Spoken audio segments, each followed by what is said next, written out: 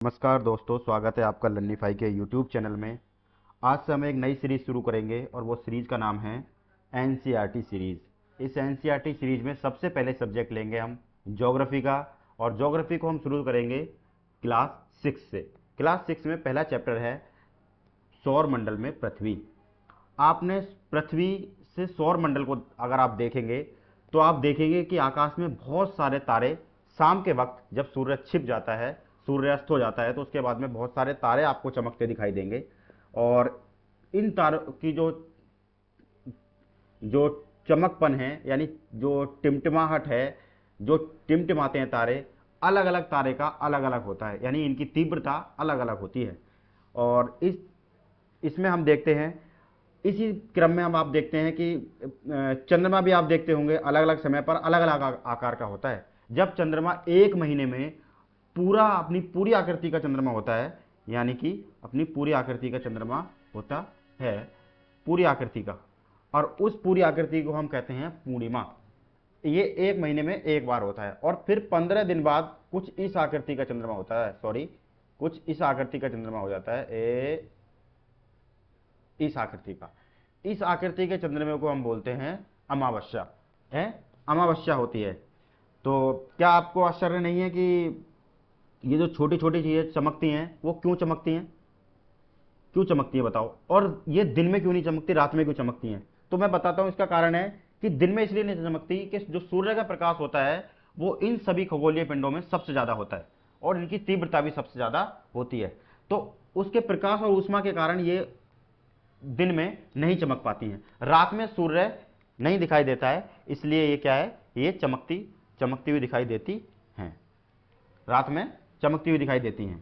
सूर्य, चंद्रमा, वे सभी वस्तुएं जो रात के समय आसमान में चमकती हैं, वे सब क्या कहलाती हैं? वे सब कहलाती हैं खगोलीय पिंड। क्या कहलाती हैं? खगोलीय पिंड कहलाती हैं। वे सब क्या कहलाती हैं? खगोलीय पिंड।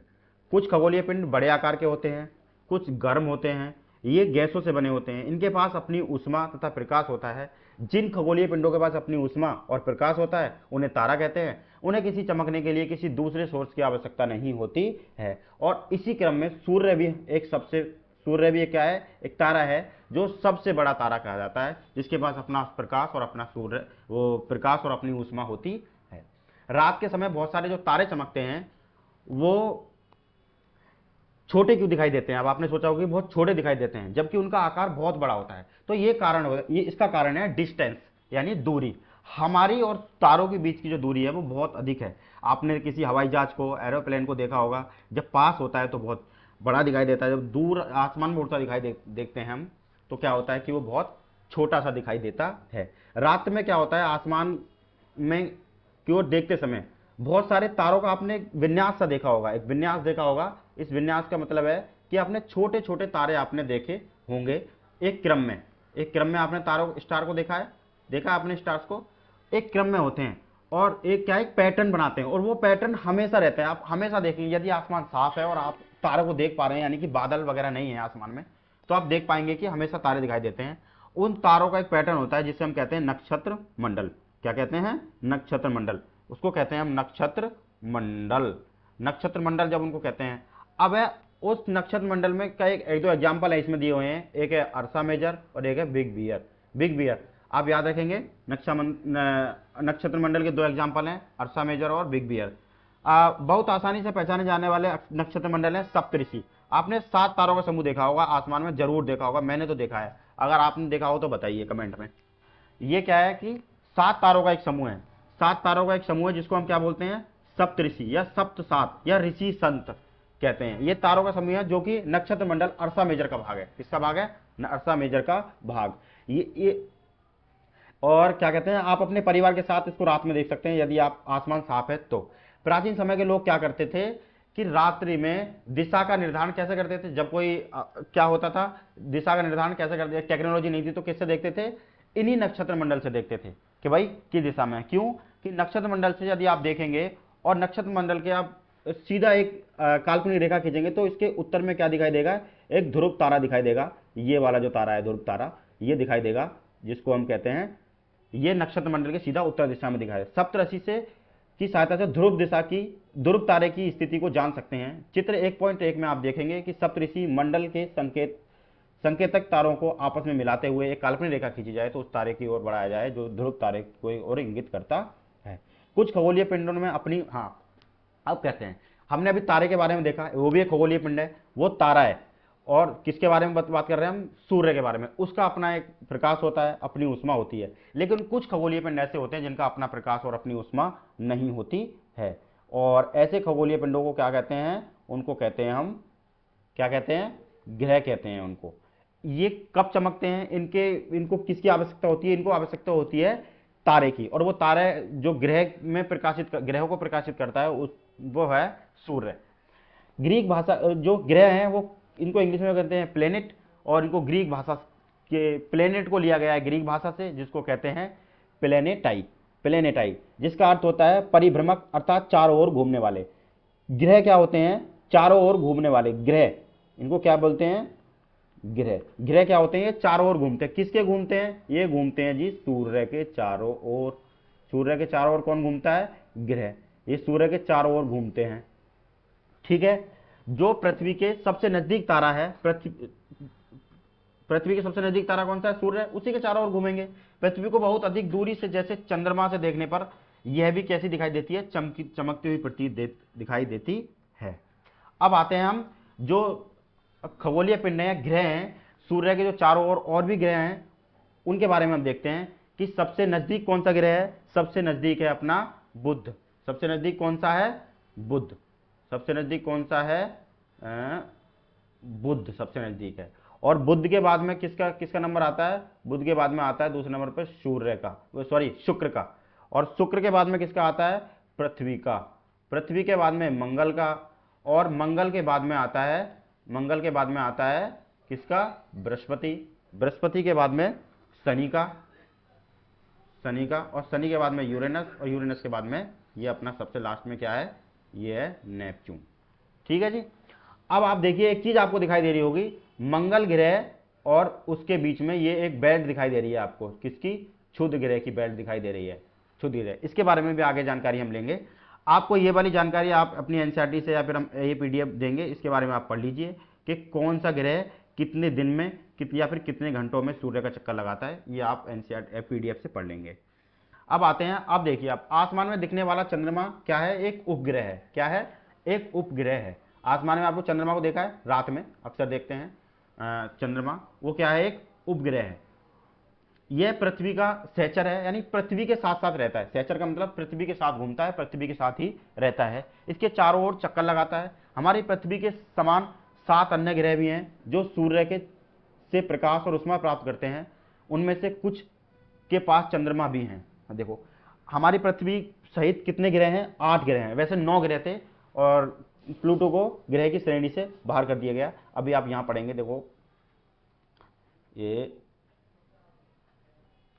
ये आप प्लूटो के बारे में पढ़ेंगे कि ये भी एक ग्रह था, लेकिन अब कितने ग्रह रह गए हैं? 8 ग्रह हैं। इन 8 ग्रहों में सबसे पहले हम पृथ्वी के बारे में पढ़ेंगे, क्योंकि पृथ्वी है जिस पर हम रहते हैं। पृथ्वी क्या है? ऐसा ग्रह है जिस पे जीवन संभव है, क्योंकि यहाँ पे ऑक्सीजन है और जलवायु है, जल है, ऐसी सारी दशाएं हैं मौजूद हैं जिसके कारण जीवन संभव हुआ है। अब सौरमंडल में क्या होता है? सूर्य, 8 ग्रह हैं, अन्य खगोलीय पिंड भी हैं, जैसे क्षुद्र ग्रह। अभी मैंने क्षुद्र ग्रह के बारे में एक चित्र बताया था, क्षुद्र ग्रह हैं, ठीक है जी।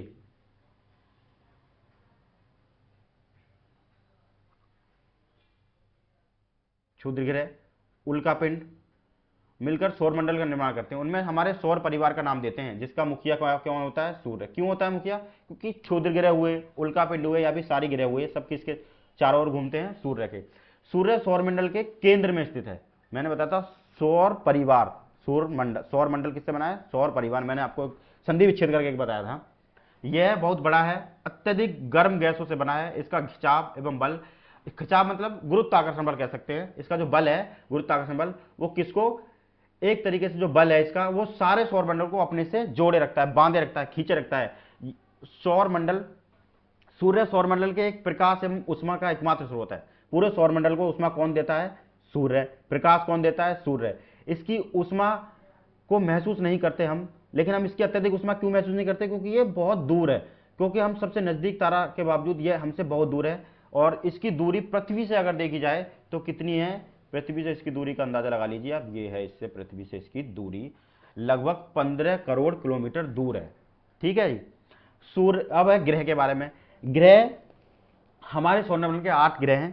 सूर्य के दूरी के अनुसार मैंने अब पहले ही बताया था चित्र में, उसके बाद में बुध है, शुक्र, पृथ्वी, मंगल, और शुक्र, पृथ्वी, मंगल, बृहस्पति, शनि, यूरेनस, नेपच्यून।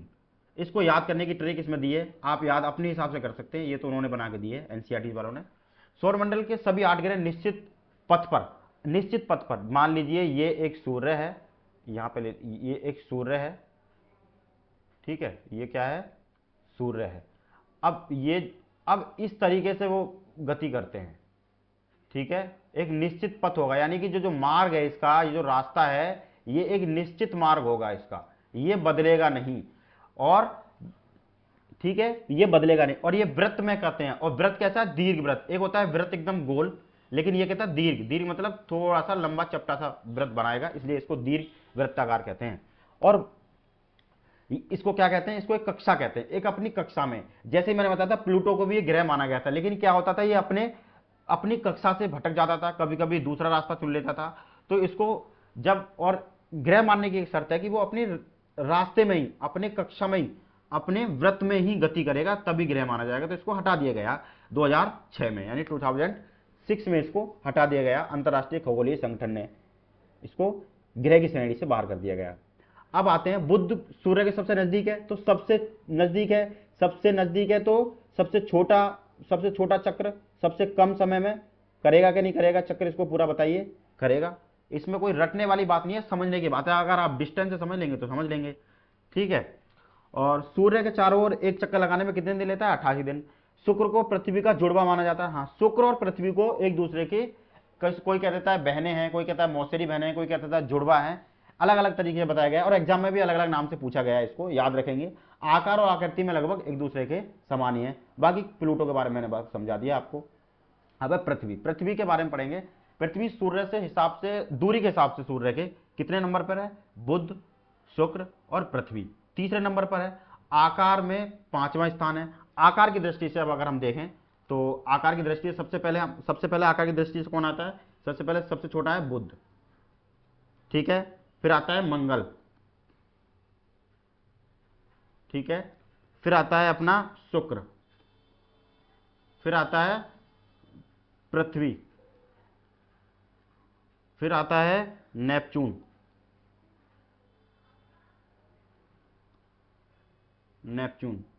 फिर आता है शनि, और फिर कौन सा आता है, बृहस्पति। ये सब आकार की दृष्टि से इनका नाम है, बुध, मंगल, शुक्र, पृथ्वी, नेपच्यून, शनि और बृहस्पति। बृहस्पति सबसे बड़ा है और बुध सबसे छोटा है, इस क्रम में है। तो आकार की दृष्टि से पृथ्वी कौन सा है, 5वां। बुध, मंगल, शुक्र, बुध, मंगल, शुक्र, पृथ्वी, 5वां सबसे बड़ा ग्रह है।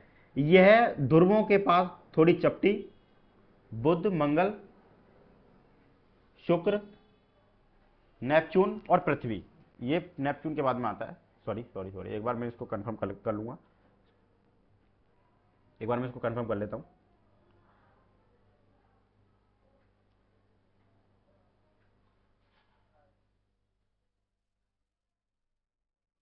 ये चौथा सबसे ग्रह है, चौथा सबसे बड़ा ग्रह है ये, चौथा, बुध, मंगल, शुक्र और पृथ्वी, ठीक है। और यह ध्रुवों के पास थोड़ी चपटी है, यही कारण है कि इसके आकार को भूआब, ये क्या है, एक ध्रुवों के पास थोड़ी सी चपटी दिखाई देती है। जैसे कि अगर मान लो ये इस तरीके से बनाई जाए तो यहां पे थोड़ी सी चपटी है इस तरीके से, ठीक है। तो इसको, इसी कारण इसको क्या बोलते हैं, भूआब कहते हैं। भूआब का अर्थ है पृथ्वी के समान आकार। जीवन के लिए अनुकूल परिस्थितियां हैं, मैंने पहले बता दिया, केवल पृथ्वी पर ही पाई जाती हैं, जो न तो गर्म है न अधिक ठंडी है, पानी है, वायु है, जीवन के लिए ऑक्सीजन है, वायु के में जीवन के लिए आवश्यक गैसें जैसे ऑक्सीजन मौजूद है। और इन्हीं कारण पृथ्वी को सौरमंडल का सबसे अद्भुत ग्रह यानी विचित्र ग्रह कहते हैं इसको। देखने पर अगर अंतरिक्ष से इसको देखा जाए तो कहीं दिखाई देती है, नीली दिखाई देती है। क्यों दिखाई देती है? क्योंकि इसका जो 2/3 पार्ट है वो किससे है? वाटर से फिल है। चंद्रमा क्या है? चंद्रमा हमारा पृथ्वी का ऐसा प्राकृतिक उपग्रह है, ठीक है, और सबसे नजदीक भी है अन्य खगोलीय पिंडों में अगर देखा जाए तो ये सबसे नजदीक भी है। पृथ्वी के लगभग 1/4 भाग है। पृथ्वी का कितना? 1/4 भाग क्या है? चंद्रमा है। इतना छोटा है पृथ्वी से, मान सकते हैं। और इसकी जो दूरी है इसे लगभग कितना है? 3,84,400 किलोमीटर दूर है। अब आप पृथ्वी से सूर्य तथा चंद्रमा की दूरियों की तुलना कर सकते हैं, ठीक है। और ये तो है कि ये कैसा है? प्राकृतिक। उपग्रह कैसे होते हैं? एक खगोलीय पिंड है जो ग्रहों के चारों ओर, उपग्रह का मतलब होता है ग्रह के चारों ओर चक्कर लगाने वाला उपग्रह। उपग्रह का मतलब क्या होता है? ग्रह के चारों ओर, ग्रह के चारों ओर, ठीक है, उपग्रह होता है। अब कुछ प्राकृतिक है, सिर्फ ये चंद्रमा जो है ये प्राकृतिक है, और मानव निर्मित होते हैं जो ये क्या कहते हैं, इसरो वगैरह हमारे छोड़ते हैं जितने भी, ये पृथ्वी के सैटेलाइट जो होते हैं, इनको इंग्लिश में हम बोलते हैं सैटेलाइट, ये छोड़ते हैं। और क्या कहते हैं, मौसम की जानकारी के लिए मार्स पे हमने उपग्रह छोड़े हैं। इस तरीके से मार्स उपग्रह, चंद्रयान वगैरह, चंद्रमा के लिए भी एक छोड़ा है, चंद्रमा की पृथ्वी के लिए, ये सारे क्या है? उपग्रह हैं। ये सैटेलाइट बोलते हैं। ये है कृत्रिम उपग्रह, मानव निर्मित उपग्रह। अब चंद्रमा पृथ्वी पर एक चक्कर लगाने में 27 दिन में पूरा करता है। और देखो, 2 तरीके से रोटेट करता है चंद्रमा। एक, ठीक है, एक होता है परिक्रमा, एक होता है परिभ्रमण, ठीक है। चक्कर लगाता है और इतने में समय में ही अपने अक्ष पर परिक्रमा करता है। यानी कि एक तो होता है अपने लट्टू के समान अपने अक्ष पर, एक होता है घूम तो रहा है और पृथ्वी के चारों ओर भी घूम रहा है। जैसे मान लो ये पृथ्वी है, इसके चारों ओर भी घूम रहा है और ऐसे भी घूम रहा है। तो इसका जो अपने अक्ष पर चक्कर पूरा करता है उतने ही समय में क्या करता है? पृथ्वी का चक्कर पूरा करता है। तो इसलिए हमें चंद्रमा केवल एक ही पार्ट देखते हैं। एक विशेष प्रकार की आकृति आपको चंद्रमा में मिलेगी और वो हमेशा एक ऐसी ही दिखती है। चंद्रमा की परिस्थितियां जीवन के लिए अनुकूल नहीं है, क्योंकि यहाँ पे क्या है? सतह पर इसकी पर्वत है, मैदान एवं गड्ढे हैं जो चंद्रमा की सतह पर छाया बनाते हैं। पूर्णिमा के दिन चंद्रमा की छाया को हम देख सकते हैं। क्षुद्र ग्रह क्या होता है? तारों और ग्रहों के बीच में, तारों और ग्रहों एवं उपग्रहों के बीच में असंख्य छोटे छोटे पिंड दिखाई देते हैं। बहुत सारे पिंड दिखाई देते हैं। उनको क्या कहते हैं? हम पिंडों को क्षुद्र ग्रह कहते हैं। ये भी एक, जब हमारा यूनिवर्स का फॉर्मेशन हो रहा था तब क्या था, उपग्रह से छोटे छोटे टुकड़े ग्रहों से ही टूट के बन गए थे और ये चंद्र उसी तरह गति करने लगे जैसे कि हमारे ग्रह करते हैं। लेकिन इनकी कोई निश्चित कक्षा या निश्चित पथ नहीं होता, ये अभी तक गति कर रहे हैं। जैसे मंगल और बृहस्पति के बीच में, मैंने बताया था कि इसको हम बाद में देखेंगे। ये देखिए, ये मंगल और पृथ्वी की क्षुद्र ग्रह की बेल्ट है। ये मंगल और पृथ्वी की कक्षा में सॉरी मंगल और बृहस्पति की कक्षा में, मंगल और पृथ्वी कक्षा में क्षुद्र ग्रह की एक पट्टी पाई जाती है। और ये उसी टाइम फॉर्मेशन हुआ था उसका जिस टाइम क्या सारे ब्रह्मांड का विस्तार हुआ था, ठीक है। और वैज्ञानिकों के अनुसार क्षुद्र ग्रह के ही भाग होते हैं जो कि बहुत वर्ष पहले विस्फोट के बाद ग्रहों को टूटकर अलग हो गए थे। उल्का पिंड क्या है? उल्का पिंड सूर्य के चारों ओर चक्कर लगाने वाले पत्थर के छोटे छोटे टुकड़े होते हैं, उल्का पिंड कहते हैं। उल्का पिंड पृथ्वी के इतने नजदीक आ जाते हैं कि ये क्या होते हैं? जलने लगते हैं। जब जलने लगते हैं, इन्हीं उल्का पिंड को, जब आपने देखा होगा, इन्हीं को हम क्या कहते हैं? पुच्छल तारा कहते हैं। पुच्छल तारा क्या होता है? जब कोई उल्का पिंड आ जाए और उसमें क्या होता है? आग जैसी दिखाई देने लगे, उसको पुच्छल तारा कहते हैं। और ये कभी कभी पृथ्वी जब अपनी कक्षा से पृथ्वी की पास आ जाते हैं तो क्या उसके घर्षण बल के कारण जलने लगते हैं। जल के कारण एक अजीब सा प्रकाश उत्पन्न होता है, उसको पुच्छल तारा कहते हैं। और कभी कभी क्या होता है? पृथ्वी से टकरा जाते हैं। जब पृथ्वी से टकरा जाते हैं तो बहुत कभी कभी क्या होता है? उल्कापिंड जलकर पृथ्वी की धरातल पर गड्ढा बना देते हैं, गड्ढे बना देते हैं। और आपने देखा होगा एक है लोनार झील महाराष्ट्र में। कौन सी है? लोनार झील कहाँ है? महाराष्ट्र में। ये उल्कापिंड का ही एक उदाहरण है। क्या आप जानते हैं कि क्या आप अपने तारों वाले खुले आकाश में एक और दूसरी ओर तथा फैली चौड़ी सफेद पट्टी की तरह एक चमकदार रास्ते को देखा है?